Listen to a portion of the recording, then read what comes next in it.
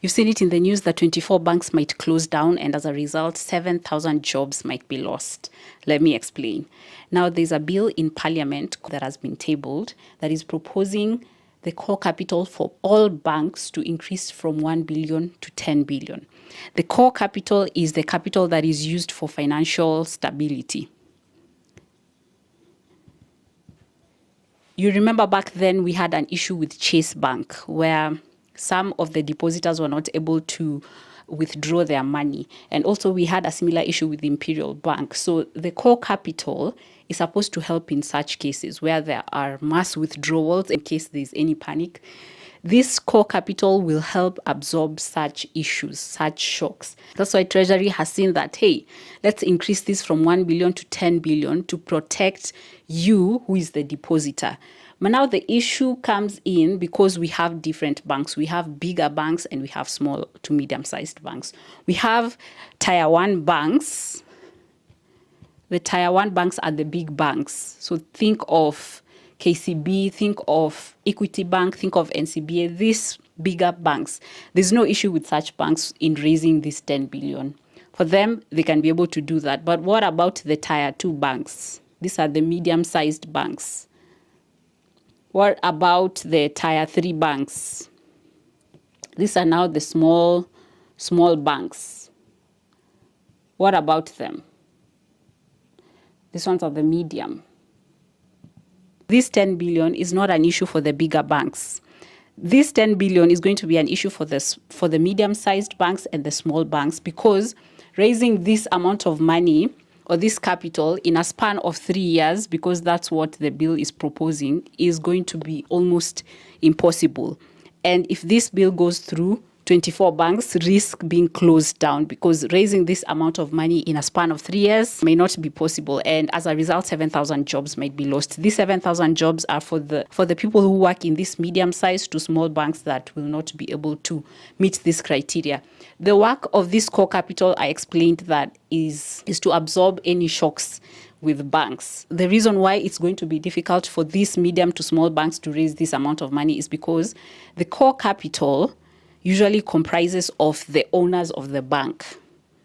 So this is going to be more of a burden on the owners of the bank to raise this money, to ensure that this money is able to be raised in a span of 3 years. This core capital also includes profits. They're usually called retained earnings.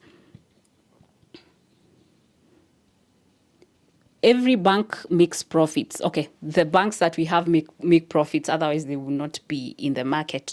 So what it means is that the profits that some of these banks make will have to go to the core capital. If these banks are not able to raise this 10 billion, the minimum requirement in 3 years, 3 things can happen. These banks can either, one, close down. That is, they completely close down. They will cease to exist. That bank will not be there anymore.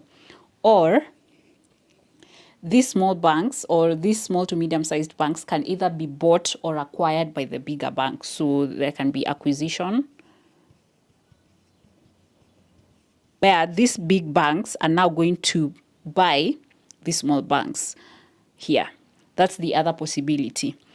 The other possibility is that there can be mergers. These banks can decide to work together, where this bank with another small bank may decide to be one bank, or this medium-sized bank and this small bank may decide to be one bank. Assuming that we have XYZ bank and we have another Ivy Oyori Bank, and these are small banks. So these two banks can decide to come together and they form another bank called XYIO Bank. That is merging, them joining forces and becoming one bank. Acquisition is where this bigger bank is going to buy this smaller bank. Then the other possibility is that if these small to medium-sized banks cannot merge, cannot be acquired by the bigger banks, they just close down entirely. These are the 3 possibilities, and these 3 possibilities might cause this issue that we are having here. That's why the Kenya Bankers Association are proposing, you know what? Okay, fine. let this 10 billion be the minimum amount of money for this core capital, but at least allow us to implement this in a span of 8 years for the sake of these medium to small sized banks. The aim to increase this 1 billion, this core capital from the minimum 1 billion to 10 billion is a good thing for you as a depositor in one of these banks, as an account holder in one of these medium to small banks here in Kenya. But what if these small banks have an issue, they face an issue, like there is a panic somewhere and people want to withdraw your money? You as a depositor, you will not be safe if it's 1 billion. But if it's 10 billion, or rather you might not be safe if the core capital is 1 billion. But if it was 10 billion, if it was to be increased, then in such cases where there is distress, the bank that you are in, you are more protected because of this core capital is going to help absorb such a shock. You see, it's a good thing, but this time span is the one that is going to render some of these small to medium-sized banks, these 24 banks, to close down if it's going to be implemented. The other thing that was brought up during this discussion is that most banks right now are preferring to buy government bonds. You've heard of the treasury bonds and the treasury bills, instead of giving out loans to small businesses, SME loans. And that's why accessing credit, the explanation was that accessing credit right now to small, medium-sized businesses is not as easy because most of the money is going here. But then banks argue that giving loans to small, medium-sized businesses is very risky because these are startups.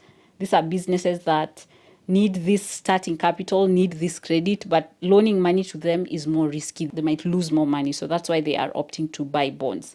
So this whole move to increase the core capital from the minimum core capital from 1 billion to 10 billion will allow banks to give loans to SMEs. Why? Because if this amount of money is high, is increased, and banks give out loans to these small, medium-sized businesses, which are risky, in case any risks arise, this increase in the core capital is going to buffer, is going to absorb this shock. So it's a move that is meant to encourage banks to lend out money to this risky to these risky businesses. I don't know if you know this, but do you know that Kenya is one of the leading countries in the banking sector? And we have other countries like South Africa, Egypt that have done the same. They have increased the core capital for their banks. And why should Kenya lag behind? Kenya should also follow the footsteps of these other countries that are also leading in the banking industry. This move of increasing all this is in line with what other countries like South Africa, Egypt are doing to make their banking sector robust. What do you think? Is this a good move? Or what are your thoughts? Can you leave your thoughts on the comments? Like this video and see you in the next one.